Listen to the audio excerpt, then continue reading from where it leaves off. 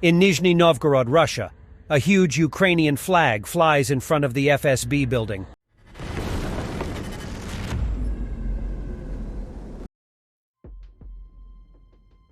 Ukrainian Secret Service is hitting Russian army everywhere, non-stop, 24/7.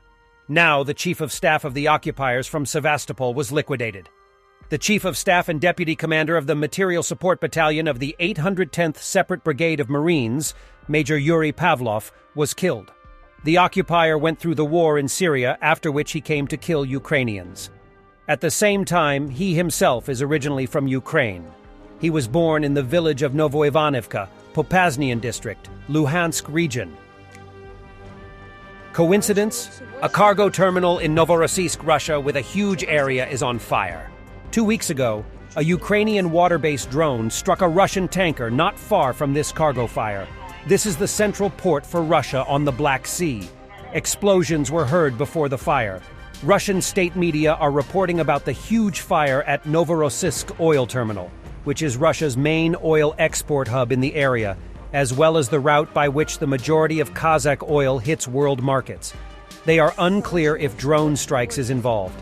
I am betting soon we will learn that the Russia military was transporting weapons from the port.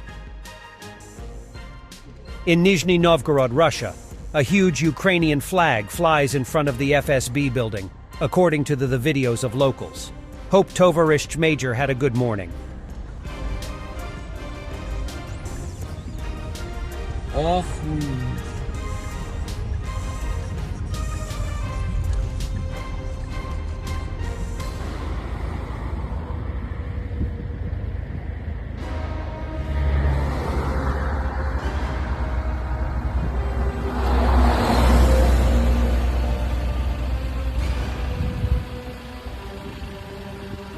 Ukrainian Special Operation Forces operating on the Zaporizhia front, seen here engaging Russian forces with a mix of AT-4AT GP-25 grenade and AK fire.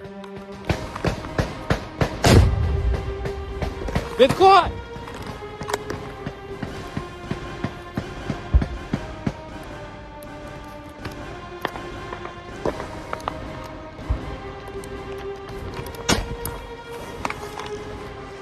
Смел работать!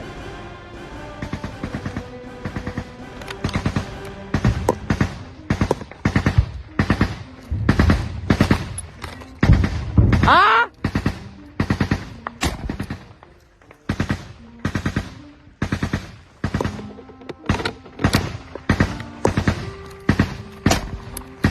Резал, доповідь, Фронтан.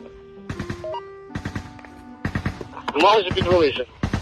While the Kremlin continues to lie that every single drone striking Moscow has been either shot down or jammed to prevent striking the intended target, there is information that yesterday's drone strike on the Expo Center in Moskva City was exactly the intended target.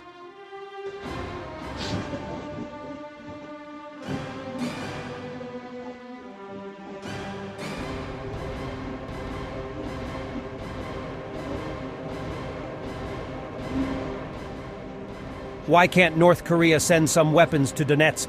Russian propagandists wonder. From Kyiv in 3 days to we need DPRK to send us weapons.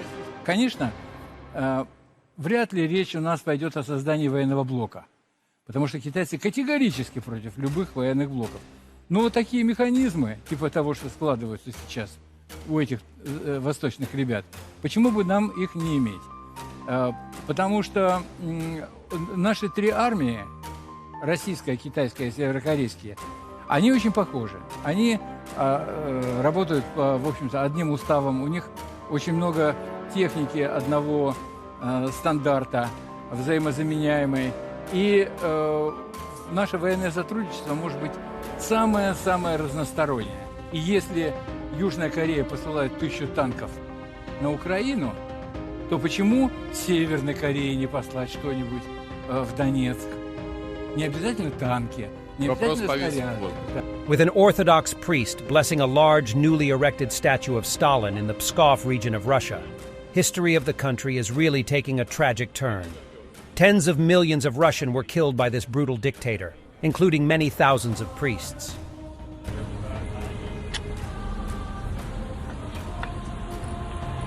If you want proof that drones have changed modern warfare irreversibly, look no further than the cope cages fitted to these Russian BM-21 grads en route to Ukraine.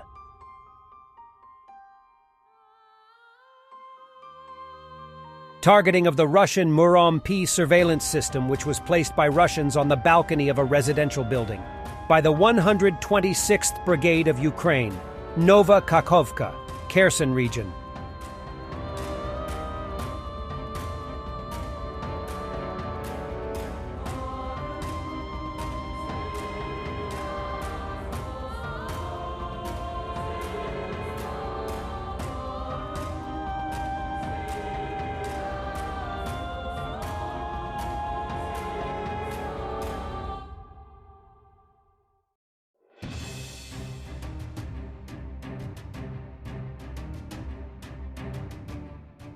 Swedish supplied CV-90 IFVs in service of the Ukrainian 93rd Mechanized Brigade at night near Bakhmut.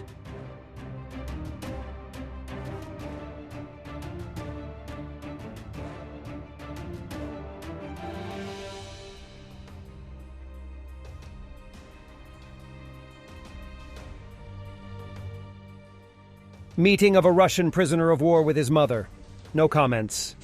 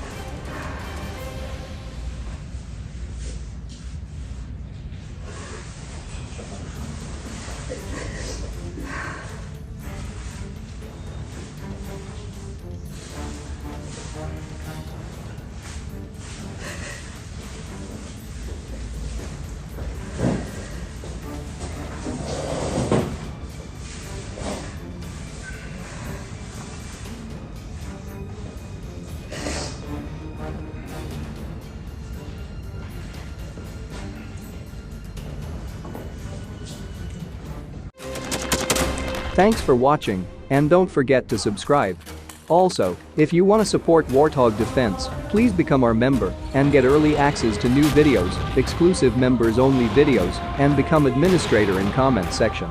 The membership link is in the description. Rescues every day. We had a guy last week at 6 rescues in 6 days. You know, he's doing the job every day.